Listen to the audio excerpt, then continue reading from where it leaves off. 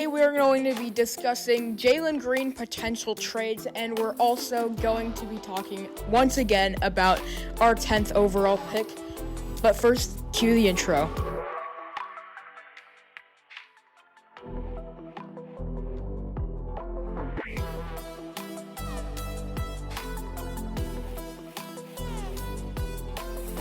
So there has been many rumors of Jalen Green. We're going to trade him after we just got him. This kind of makes sense. This kind of makes sense just because we have 4 shooting guards on this team. We have to trade one of them. And Orion here, he's on the podcast again. He has some pretty cool trades that I think might work. So Orion, just give me a few of them. Alright, so I have gotten a total of 3 trades. So we're going to start with the first one and the least advanced one, which would, and just know these could always be adjusted, but we're starting out with Jalen Green to Utah straight up. And in my opinion, from what I've seen on these kind of sources, would be Jalen Green, Ryan Dunn, Royce O'Neal, Bull, and the 29th overall to the Jazz for Markkanen and Filipowski. Just straight up, it could offer value on either team. The Jazz could get depth, and the Suns could get a good pairing and someone who can either play center or power forward, a good someone who can move around and stuff. And I feel like it could do good. And the Suns also don't really have a power forward. They could play next to Richards, or they could bench Richards and do something. But it would overall be good. What are your thoughts on the trade, Quinn? So that's a pretty good trade. I think we might be giving up slightly too much because Jalen Green's good on his own. And Markkanen, his trade value and him as a player is better, so I do think we have to give up more. But I think if we take away the 29 pick and Ryan Dunn, that would mean Jalen Green, Royce O'Neal, and Bull for Filipowski, who has potential, and Lauri Markkanen. And I think this will be a good trade. I would be happy because we have Markkanen. I really like him. I tried to trade for him at least 20 times in my fantasy basketball league, which I kind of got destroyed in. Yeah. I think we could take Markkanen out and put Walker Kessler and maybe take away Royce O'Neal just because Kessler is not as good as Markkanen. But Kessler is also good just because he's a center, and we need center. I know we have Nick Richards. He's not even a top 20 center in the league. There's only 30 teams. I mean, he's not bad, but he's not a starting center. He's a pretty good backup center, and yeah, that's all we need. And Kessler could also play the 4, because that's what I would do, because the current starting power forward for the Suns is Mason Plumlee, and Mason Plumlee sucks. He should be on the 3rd string. Yeah, I thought he was a center. He can play both. He's a power forward. He's not super big. But, yeah, if we put Markkanen or Kessler is just, a worse version of Markkanen, basically. That's about it. But, he would also have lower trade value. He'd be easier to get, and he's younger. Yeah. Markkanen would be cooler just because he played for ASU, but, you could, subtract Royce O'Neal and, have Kessler and Filipowski for Green and Bull, and it would probably work. Yeah, I like the Markkanen, but, either of those would have worked for Jalen Green to the Jazz. Yeah, I think Utah probably is going to trade Markkanen. I don't think the Suns are a huge name, except I like Markkanen's fit on the Suns. I think Kessler, the Lakers have been mentioned. I feel like it would be kind of funny if we take Kessler from the Lakers just because they're the Lakers and I hate them. But, Orion, what's your next trade? This is a big one. Yeah, I have 2 more big trades, but the second off is we're going to go with the other shooting guard on the team, Devin Booker, a big name. And the trade I saw would be for Sandro Mamukashev, I still can't really say his name, Keldon Johnson, Harrison Barnes, Sohan, the 2nd overall, and 4 future firsts. The Spurs keep the 14th, and on Phoenix's side, Booker, Dunn, Bull, and Tyus. That's the trade. What are your thoughts, Quinn? Devin Booker does have to get traded. I do think the Spurs is probably the best fit for him. I think they might have to give up Stephon Castle. I think if they take out 2 of the players and just add Stephon Castle, because then they would have this dilemma of they have three guards Castle could play the 3, except he's usually a 2 and then Fox at 1. I do think the Suns would really want Castle, and I think he might have to be included. Castle won Rookie of the Year, or honestly, do you think if we just throw the 14th overall in there, along with all the other ones? I mean, Bismack Boyumbo would have to be the starting power forward, which wouldn't be very cool, but like, with an exception of that, the starting lineup would be like, let's say the 14th overall goes in there, it would be Fox, Booker, Castle, Bismack, and then Wembanyama, which is a better starting 5 than they have now.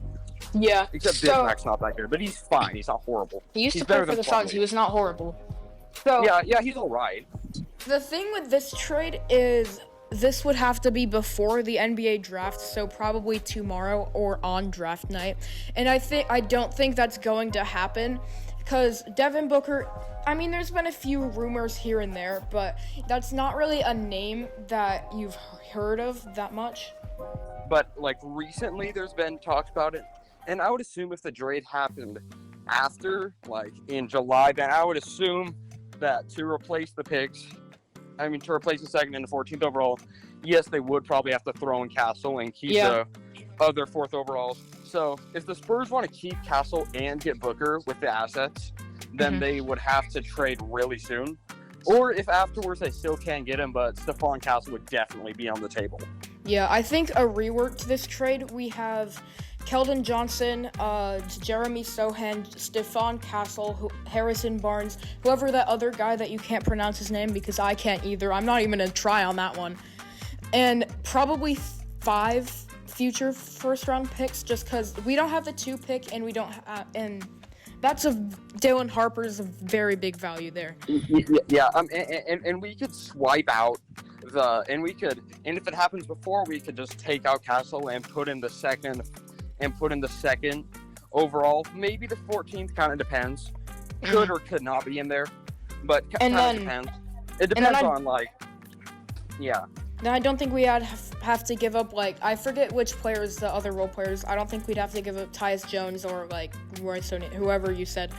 This should be quick. I just want to discuss if we can trade Bradley Beal. If there's some team that's going to try it, we need to ask every single team if they want Bradley Beal. My expectation is that they're all going to say no, except I would not be mad if we get a 2nd round pick or a G Leaguer for Bradley Beal. I'm just done with this player. He's taking up so much cap space to do absolutely nothing. I don't care. I really hope we trade him. And now we have the 3rd trade, which I saw on ESPN and a few other places. It's the biggest trade. It's kind of messy, but it goes with, so Royce O'Neal and Jalen Green go to Minnesota, DiVincenzo, Markkanen, McDaniels, and Filipowski all go to Phoenix. Utah gets 3 firsts, Nick Richards, Bol, Ryan Dunn, and Tyus, along with Nickeil Alexander-Walker. That's a really big trade, but what are your thoughts on it? I really like that. Our starting 5 would probably be, I would say Beal at point guard, Booker at shooting guard, McDaniels at small forward, Markkanen at power forward, and Nick Richards at center. That's a good Nick Richards lineup. got traded. Nick Richards got traded in this one. Oh, in that trade, then we'd probably draft a center. Or Markkanen plays the 5, Filipowski plays the 4, maybe Daniels plays the 4. No, actually, if that happened, it would be Beal at the 1, Booker at the 2, Brooks at the 3. Oh yeah, Dylan Brooks. I forgot he's at this team. Oh yes, that just makes us so much better. Because honestly, Beal, Booker, Brooks, McDaniels, and then Markkanen, that's actually a good lineup. Yeah. It's solid. McDaniels is a 4, remember. Yeah, this seems very crazy. This trade is not going to be word for word. We're not going to predict every player. If he somehow predicts every player in this trade, I will do 1,000 push-ups.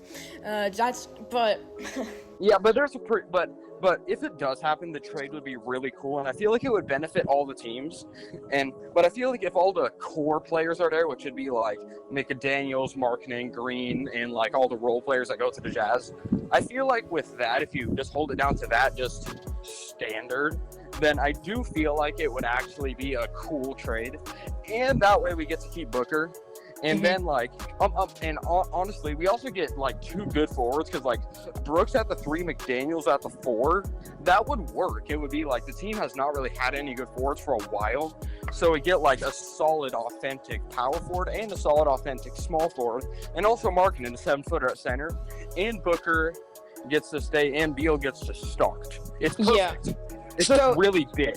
And then Jalen Green will probably play point guard for Minnesota. The one thing that doesn't work with this is just depth, which is why the reason I think this could maybe happen, something on the lines of this, is if we want to go win now mode. We have the worst owner of sports. He's very impatient. He wants to win now. And that's exactly why I think Matt Ishbia would do this. And honestly, this isn't a bad trade. Because this is a win now trade for Phoenix and Minnesota. While for Utah, it's a rebuild, which they need. And I assume for Minnesota, Jalen Green would have to play the 1, which it sounds kind of iffy, but I'm sure it could work, especially with and then the lineup would be, for Minnesota, it would be Green, Edwards, Randall, Reed, and then Gobert, which is the current starting 5, except there is Jalen Green, which is pretty cool. So this might be not a big trade, but there could be big trades in there. Jalen Green, I do expect to be traded more than Devin Booker. I do think there's a scenario where we keep all of them and we would be fine. I think Jalen Green is more likely to be traded, and we could get a decent package for him. And before we talk about the final 10th overall pick, which one of those 3 trades do you like the best? In my opinion, I like the Timberwolves one the best, but what's your opinion? It depends what we want to do, because if we... let's just say you are the GM. All 3 of the teams make the offer. You need to pick one today, right now. Which one are you choosing? That's a very hard question. I'm probably not going to take the 3rd one just because I'm going to be more logical. We can't win now. I think they could maybe do something with that lineup that we mentioned with the 3rd trade. I think we don't want to put ourselves in a bigger hole. I think, and also salary cap probably won't even allow that trade to happen because McDaniels and Markkanen have very hefty contracts. That's probably not even possible. These 3 trades, so the 3rd one is win now. The 2nd one is rebuild. The 1st one is basically exactly what I think we're doing right now, which is keep Booker and trade everybody else, which is why I'm actually going to go with the 1st one. We get a player like Lauri Markkanen, who's very good. I think he's going to be, and Filipowski, who's good. I think Markkanen is going to be a great player around Booker, and I think that's the most realistic one just because what the Suns are doing right now, they're not full rebuilding and they're not going to go win now mode, hopefully.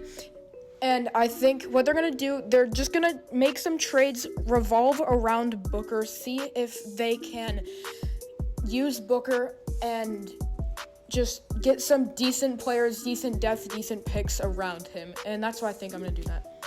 Okay, so it seems like 3 is win now, 2 is rebuild, 1 is just sort of rebuild. Even though 3 is by far the most Matt Ishbia of the ones, but I think they could all work out. I'd be happy if any of them happened. Yeah. 1 is most likely though. And finally, we will end it off on the 10th overall pick.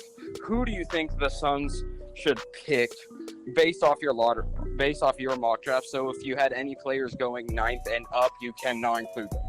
Okay, so I'm going to try and make this quick just so we don't have another 30-minute podcast like we've done the last few ones. But I had the Rockets taking them. I do think this would be a very ideal fit on the Suns. I talked about this extensively in my video, so check that out if you want full details, but we're going to talk about it a little bit. I have Colin Murray Boyles out of South Carolina. In my opinion, he's the 2nd best defender in this class, second to Cooper Flagg. He's a great defender. His shot isn't quite there, but scoring isn't what we need on a team with Bradley Beal and Devin Booker, and now Jalen Green. Actually, Jalen Green's not the best scorer, but I think if we can get someone like Colin Murray-Boyles, a wing, a forward, he could play the 5 if he wanted to. He's a bit undersized for that, but if we can get him, that would be a good fit. Yeah. Honestly, if he was on the team, I might want to put Dylan Brooks at the 4 just because Dylan Brooks is short, but Dylan Brooks is kind of like, he's kind of chunky. He's a little bit pudgy. Boyles is like skinny. Yeah. So, Orion, who would you take? In my draft, I have the Rockets drafting Derek Queen, but honestly, I would not do that for Phoenix. There's a lot of picks that I could take. I feel like Jakusionis or Demon, if they fell that far, would be really cool. But for me, neither of them did, which is the issue. McNeely could work, I think, just to offer the shooting. At 10th, they could go a lot. I feel like Boyles or McNeely could both work.